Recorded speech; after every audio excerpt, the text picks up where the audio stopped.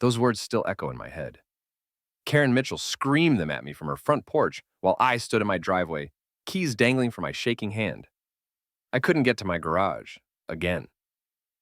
Her silver BMW sat squarely across my driveway entrance.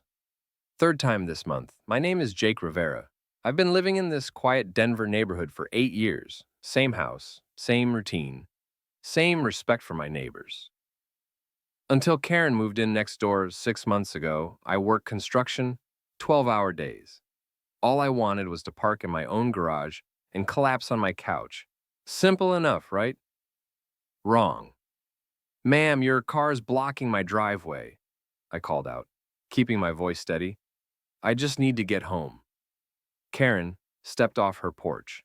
Designer heels clicked against concrete. Perfect blonde hair, perfect makeup. Perfect sneer. This is a public street, construction boy. I can park wherever I want. Construction boy. Like my 20 years of honest work meant nothing. Actually, blocking driveways is illegal in Denver. I looked it up. Her laugh was ice cold. Sue me. She turned and walked back inside. Door slammed. I stood there, exhausted, frustrated, trapped in my own neighborhood. But something else caught my eye. Something that would change everything. A steady stream of strangers walked past Karen's house. Different people every few days. Rolling suitcases, confused looks, checking their phones constantly. One couple approached Karen's front door. The woman knocked, waited, knocked again. Excuse me, I called out. You folks lost? The man looked relieved. We're trying to find our Airbnb. The address matches, but nobody's answering. Airbnb, in a residential neighborhood, with parking restrictions clearly posted on every street sign. How long are you staying? I asked. Just the weekend.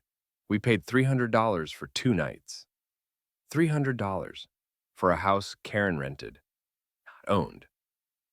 I knew because I'd seen the for rent sign 6 months ago. Watched Karen move in with just a few suitcases. No moving truck. No furniture delivery. The host isn't responding to our messages, the woman added, frustration creeping into her voice. Karen's front door suddenly opened. She appeared with a fake smile plastered across her face. Sorry, I was in the shower. Welcome to Denver. She handed them keys and disappeared back inside. 30 seconds. No explanation. No tour. No instructions. Professional hospitality at its finest. The couple looked confused, but dragged their luggage toward the front door. They'd figure out the rest themselves. I filed this information away. Karen wasn't just a rude neighbor. She was running some kind of business. Next morning brought a new problem. I woke up to angry voices outside my bedroom window. 2 men stood in Karen's driveway, suitcases at their feet. The house was already occupied, one shouted into his phone. There were people sleeping in the living room. Double booking. Classic amateur move. I watched from my kitchen window as Karen emerged. Same fake smile. Same dismissive attitude. There must be some confusion. Let me check my calendar. She pulled out her phone, scrolled for exactly 3 seconds. Oh my goodness. I'm so sorry. I'll refund your money immediately. Liar. I could see it in her body language, hear it in her voice. She had no intention of refunding anything. The men left, frustrated, cheated, $300 poorer. But they'd given me something valuable, information. That afternoon, I started paying closer attention, taking notes, building a case. Karen's operation was bigger than I'd realized, much bigger. Different guests every 2 to 3 days, sometimes overlapping, always confused, always getting the runaround. She was renting a house she didn't own to multiple people simultaneously, collecting money up front, providing minimal service, keeping deposits when things went wrong, which they always did. But the parking situation was escalating too. Karen's BMW appeared in my driveway every few days now, always when she expected guests, always forcing me to park 3 blocks away. It's just temporary, she'd say when confronted. My guests need convenient parking. Her guests, her business, my problem. I called the non-emergency police line twice. Both times, officers said it was a civil matter. They couldn't do anything unless the car stayed overnight. Karen was smart. She moved the BMW before midnight every time. But she was getting bolder, more entitled, more aggressive. The breaking point came on a Tuesday evening in October. I'd worked a 14-hour shift pouring concrete in freezing rain. My back ached. My boots were soaked. My patience was gone. Karen's BMW sat in my driveway. Again. But this time was different. This time, she'd blocked me in completely. Front and back. Her car in front, a rental car behind. Both parked illegally on my property.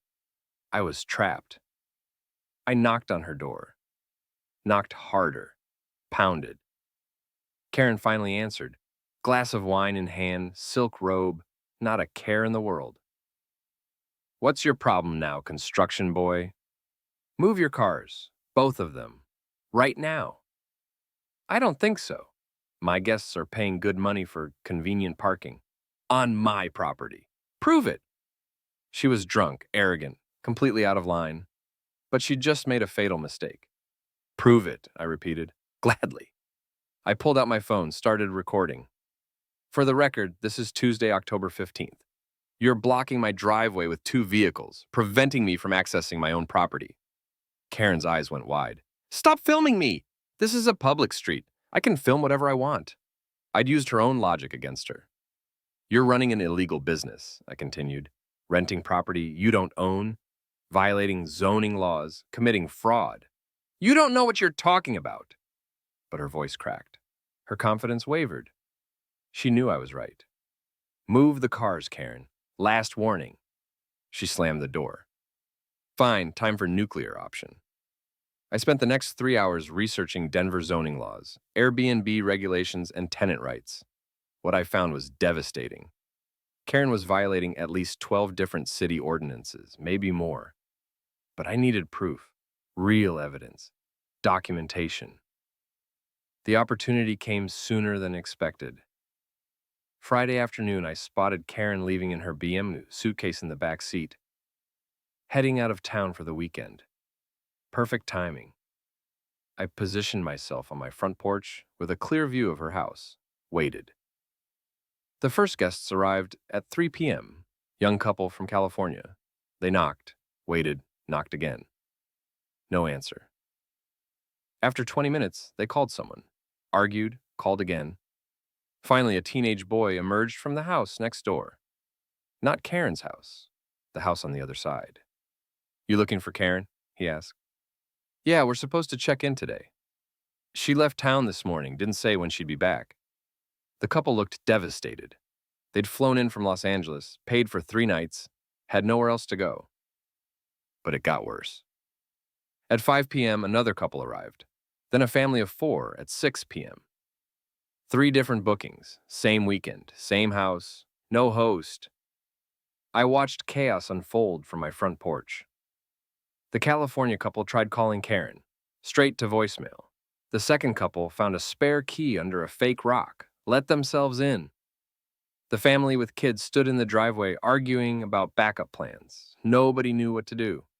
That's when I made my move. Excuse me, I called out to the family. You folks having trouble? The father looked exhausted. Our Airbnb host isn't responding. We drove 6 hours from Albuquerque. With kids in the car, his wife added, when we need somewhere to stay tonight. I felt genuinely sorry for them. Karen's greed was hurting innocent people. Can I see your booking confirmation? I asked. They showed me their phones, same address, same dates, same $300 charge. I hate to tell you this, but you're not the only ones. There are already people inside that house. Their faces went white. She double booked us? The mother asked. Triple booked, actually, maybe more. I explained the situation, showed them my own documentation, gave them contact information for legitimate hotels nearby. But I also asked them to file complaints, official complaints. This woman is running a scam, I told them. You're victims of fraud. The father was angry now. Rightfully so.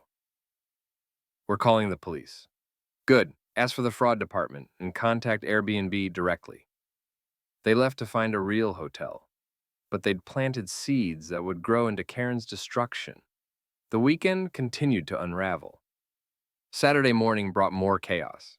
The couple inside Karen's house discovered they had no hot water, no clean towels, no toilet paper. Basic amenities Karen had promised, but never provided. They left angry reviews on every platform they could find, one-star ratings, detailed complaints, warnings to future guests. But Karen's problems were just beginning. Monday morning, I was drinking coffee on my porch when a Denver city inspector pulled up. Official vehicle, clipboard, camera. He spent 2 hours photographing Karen's property, taking measurements, making notes. Someone had filed a zoning complaint. Tuesday brought a visit from code enforcement. They posted violation notices on Karen's front door. Wednesday, a fire inspector showed up. Apparently, Karen's house wasn't certified for commercial use. The walls were closing in. But Karen wasn't going down without a fight. Thursday evening, she returned from her weekend trip, saw the violation notices, saw the complaints piling up, and she completely lost it. I was watering my lawn when she stormed over, face red, eyes wild, finger pointed at my chest. "This is your fault," she screamed.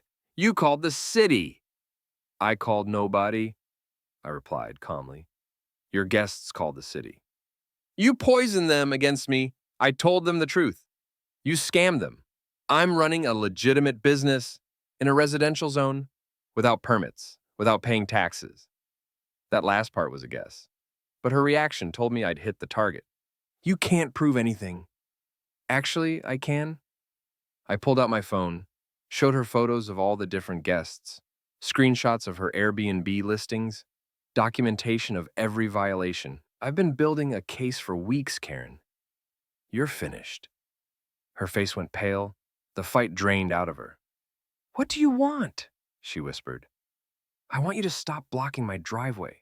Stop running illegal businesses. Stop lying to innocent people. And if I don't, then I send everything to the district attorney. Let them decide if it's fraud." She stared at me for a long moment, calculating, weighing her options. "This isn't over," she finally said. But we both knew it was. The next few weeks brought swift justice.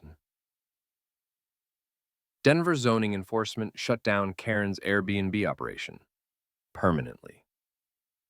The fire department condemned her house for commercial use without proper safety equipment. Code enforcement fined her $12,000 for multiple violations, but the best part came later. Karen's landlord discovered she'd been subletting without permission, violating her lease agreement, running an unauthorized business. He evicted her immediately. I watched from my kitchen window as she loaded her BMW with whatever belongings she could carry. No moving truck this time either.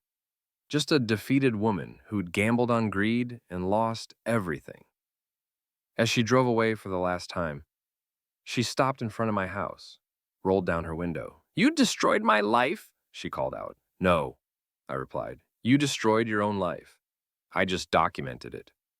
She drove off without another word. The new neighbors moved in 3 weeks later, a young family with twin toddlers. The husband works as a teacher, the wife is a nurse. They introduced themselves on their first day, brought homemade cookies, asked about the neighborhood. Real people, honest people, good neighbors. Their kids play in the front yard every evening. Laughter echoes through the street, the sound of a healthy community. I've never had to ask them to move their car. They park in their own driveway. Last month, I received a letter from the Denver District Attorney's Office. They're prosecuting Karen for fraud, multiple counts. The evidence I collected is being used in court. Turns out she'd been running the same scam in 3 different neighborhoods. Dozens of victims, hundreds of thousands in stolen deposits. She's facing 5 years in prison. I also heard from some of her former guests. They got full refunds through Airbnb's fraud protection program. The family from Albuquerque sent me a thank you card. "You saved us from a terrible experience," they wrote. "Thank you for caring about strangers." That meant more than any legal victory. Sometimes I think about Karen's final words, about destroying her life. She was wrong. I didn't destroy anything. I protected my community. I stood up for innocent people. I refused to let greed triumph over decency. That's not destruction, that's justice. And sometimes justice looks like a construction worker with a camera phone and the patience to build an airtight case. Karen taught me something valuable. Bullies rely on people staying silent. They count on victims accepting abuse. They expect neighbors to mind their own business. But when someone finally stands up, bullies crumble fast. These days, I park in my own garage every night. I water my lawn in peace. I wave to my neighbors without wondering what scam they're running. Simple pleasures, honest living, respect for others, everything Karen couldn't understand. The house next door is quiet now, well maintained, properly occupied by people who actually live there. No more confused tourists, no more fake smiles, no more silver BMW blocking my driveway. Just a neighborhood where people look out for each other the way it should be. Karen Mitchell learned the hard way that some people can't be bullied. Some communities won't tolerate fraud. Some neighbors fight back. I'm proud to be one of those neighbors, and I'd do it again tomorrow.